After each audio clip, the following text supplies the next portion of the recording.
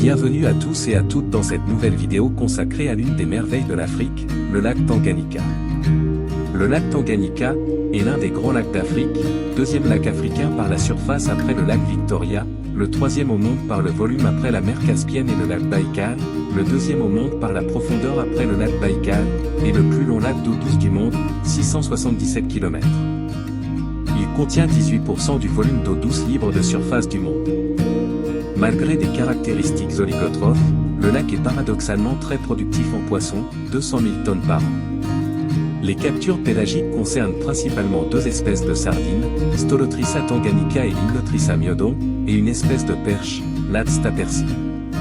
L'abondance de ces espèces fluctue en fonction des conditions environnementales liées notamment à l'existence de vagues internes dans le lac. Ces eaux rejoignent le bassin du Congo, via la rivière Lukuga, puis l'océan Atlantique. On estime que sa formation remonte à environ 20 millions d'années, Miocène. Le lac est fortement affecté par le changement climatique et les activités humaines, en particulier la déforestation, la surpêche et la recherche d'hydrocarbures. Le lac Tanganyika couvre une superficie de 32 900 km², approximativement la même superficie que la Belgique, et s'étire sur 677 km le long de la frontière de la Tanzanie, à l'est, et de la République démocratique du Congo, à l'ouest. Son extrémité nord sépare ces deux pays du Burundi, son extrémité sud les sépare de la Zambie. On retrouve à l'ouest, du côté congolais, les monts Mitomba. Le bassin drainant du lac Tanganyika couvre une superficie de 250 000 km². Les principales rivières qui l'alimentent sont la Malagarasi, la Ruzizi, l'Aïfumu, la Lufubu et la Lunongwa qui y déversent 24 km³ d'eau par an. Les pluies, quant à elles, en apportent 41 km³ par année. La Malagarasi est plus ancienne que le lac lui-même et se trouvait auparavant dans le prolongement du Congo. Sa température de surface est de 25 degrés Celsius en moyenne pour un pH variant de 7,6 dans les baies marécageuses à 9,5 en pleine eau. La profondeur ainsi que la localisation tropicale du lac empêchent le renouvellement total des masses d'eau et la plus grande partie des eaux profondes sont des eaux fossiles et anoxiques. La totalité du volume du lac est renouvelée en 485 années. La situation du lac en fait un lieu d'activité tectonique remarquable, par la profondeur totale de la faille à cet endroit, qui s'élève à environ 7000 mètres du niveau de l'eau au fond sédimentaire. La sédimentation sur des millions d'années a comblé un volume énorme, des recherches pétrolières ont permis d'y découvrir un gisement exploité par le Congo.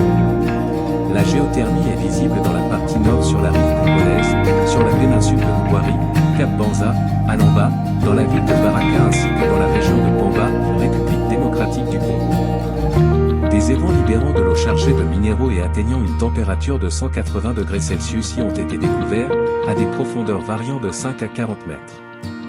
L'activité laisse aussi filtrer des gaz dans certaines portions de côtes rocheuses à Pamba, sous forme de chapelets de bulles plus ou moins fines et régulières. Le 5 décembre 2005, un violent séisme, d'une magnitude de 7,5 sur l'échelle ouverte de Richter, a provoqué des dégâts et fait quelques victimes au Congo. Son épicentre se situait sous le lac à une profondeur de 10 km. Le lac Tanganyika est connu pour sa biodiversité unique et riche en espèces. Il abrite plus de 350 espèces de poissons, dont plus de 200 sont endémiques du lac, ce qui signifie qu'elles ne se trouvent nulle part ailleurs dans le monde. Les poissons du lac Tanganyika sont remarquables pour leur diversité morphologique et comportementale. Ils ont développé une grande variété de formes, de couleurs et de comportements pour s'adapter aux différentes niches écologiques du lac. Parmi les espèces les plus connues du lac Tanganyika, on trouve les cyclidés, une famille de poissons d'eau douce très diversifiée qui comprend de nombreuses espèces colorées et décoratives populaires dans les aquariums. Le lac Tanganyika abrite également des poissons prédateurs tels que les perches du Nil et les crocodiles. En plus des poissons, le lac Tanganyika abrite une variété d'autres animaux, y compris des crustacés, des mollusques et des reptiles. Le lac est également un lieu de reproduction important pour les oiseaux migrateurs tels que les flamants roses.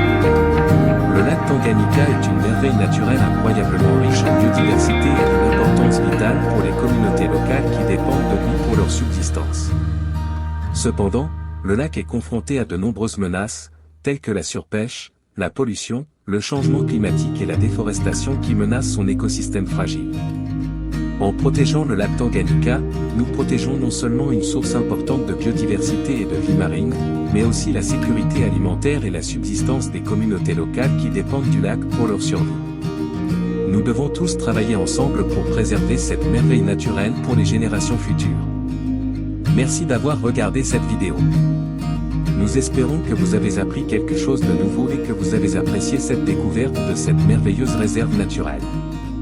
Si vous avez aimé cette vidéo, n'hésitez pas à cliquer sur le bouton « J'aime » et à laisser un commentaire ci-dessous pour nous faire savoir ce que vous avez préféré. Vos commentaires et vos suggestions sont très importants pour nous aider à améliorer nos vidéos à l'avenir. Et si vous ne voulez pas manquer nos prochaines vidéos, n'oubliez pas de vous abonner à notre chaîne YouTube en cliquant sur le bouton « S'abonner ». Nous avons hâte de vous faire découvrir d'autres merveilles de l'Afrique dans nos prochaines vidéos. À bientôt pour une prochaine aventure.